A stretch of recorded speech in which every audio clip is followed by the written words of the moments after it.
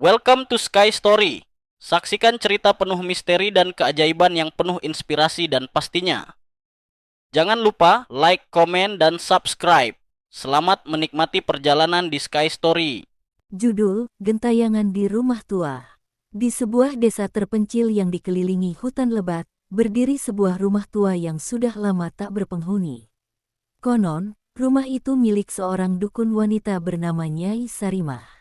Ia dikenal ahli dalam ilmu hitam, tapi juga ditakuti karena sering memanggil arwah dan melakukan ritual terlarang. Suatu malam, seorang pemuda bernama Randy, yang baru pindah ke desa itu, tertarik untuk menjelajah rumah tersebut.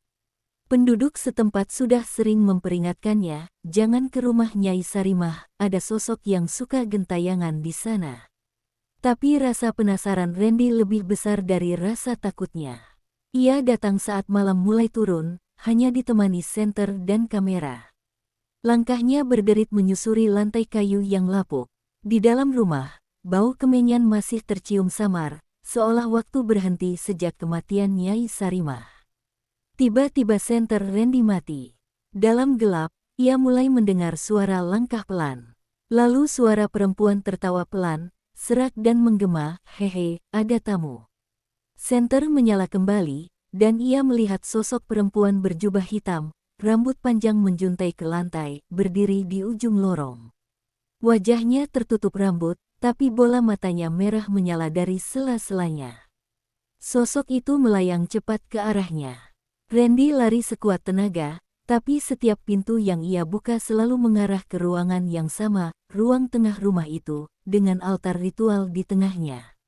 Sosok itu muncul di setiap sudut, menampakkan dirinya perlahan, mendekat, dan berbisik, "Kau tak boleh pergi, tubuhmu akan kugunakan untuk kembali." Keesokan harinya, warga desa menemukan Randy terduduk di depan rumah tua itu. Matanya kosong, tubuhnya gemetar. Sejak malam itu, setiap malam Jumat, warga mulai melihat sosok Randy berjalan sendirian di depan rumah itu, berbisik-bisik pada udara kosong, dan sesekali tertawa lirih. Seolah arwah Nyai Sarimah kini telah memiliki tubuh baru untuk gentayangan. Setelah kejadian itu, banyak warga desa menjadi resah. Teror mulai menyebar. Ada yang mendengar suara ketukan di jendela padahal tidak ada siapapun di luar. Ada pula yang mengaku melihat Randy berdiri di tengah jalan malam-malam, dengan mata merah menyala seperti terbakar dari dalam.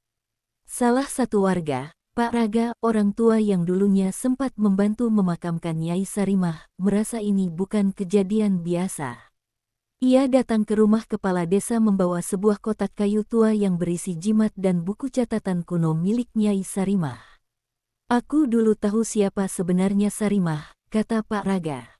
"Dia bukan hanya dukun, dia penjaga gerbang antara dunia kita dan dunia kematian. Dan saat dia mati, gerbang itu belum tertutup." Dalam buku catatan itu, tertulis ritual pemanggilan arwah dan cara membuat tubuh baru untuk bersemayam. Di halaman terakhir, tertulis nama-nama, salah satunya, Randy. Warga kemudian sepakat memanggil seorang ustadz muda dari kota, Ustadz Zaki, untuk membantu. Malam itu, bersama beberapa warga pemberani, mereka masuk ke rumah tua dan melakukan ruqyah besar-besaran. Ketika ayat-ayat suci mulai dibacakan, rumah itu bergetar seperti akan roboh. Angin berhembus kencang meski semua pintu tertutup. Tiba-tiba sosok Randy muncul di ruang tengah, tapi bukan Randy yang biasa. Wajahnya berubah, matanya merah, mulutnya terus bergumam dengan suara dua nada, suara Randy dan suara perempuan tua, bersamaan. Sosok itu melayang, menjerit, lalu berubah menjadi bayangan hitam besar yang menghantam atap rumah hingga runtuh sebagian. Ustadz Zaki terus membaca ayat-ayat, dan suara jeritan itu pecah, lalu hening. Keesokan paginya, Randy ditemukan tak sadarkan diri di pelataran masjid desa. Saat sadar, dia menangis, tak mengingat apapun sejak pertama kali masuk rumah itu. Namun meski semuanya tampak tenang, setiap malam Jumat, suara perempuan tertawa masih kadang terdengar dari balik reruntuhan rumah Nyai Sarimah. Sosok itu belum benar-benar pergi. Ia masih gentayangan, menanti pintu terbuka lagi. Beberapa minggu berlalu sejak ruqyah besar-besaran itu. Randy sudah mulai menjalani hidup normal kembali, namun ia sering terbangun di malam hari karena mimpi buruk yang sama. Ia berada di tengah ruangan gelap, dikelilingi lilin merah yang menyala sendiri, dan suara perempuan tua terus berbisik, "Kau belum selesai, masih ada yang harus kau buka."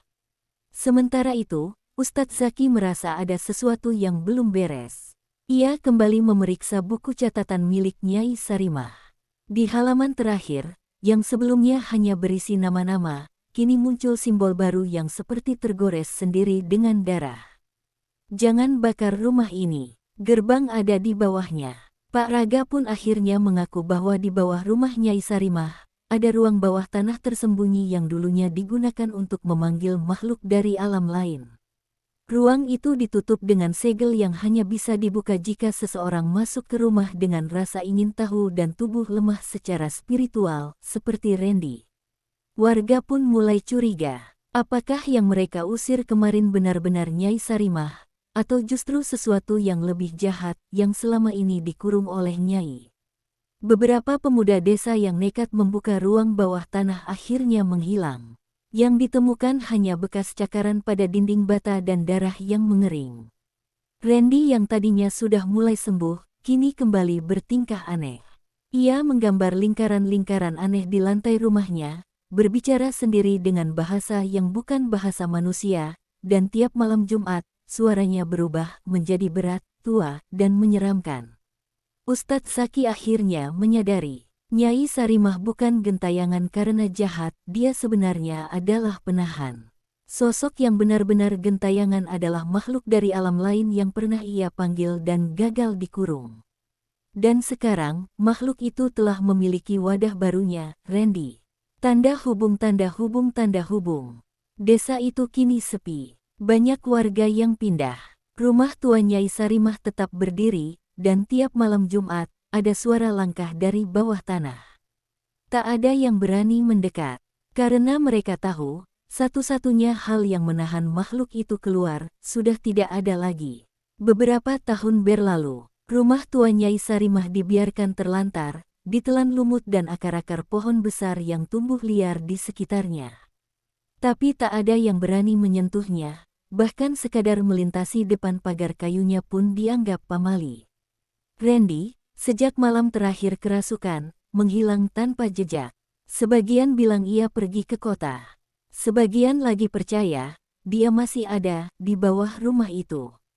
Bersama sesuatu yang tak pernah benar-benar tidur.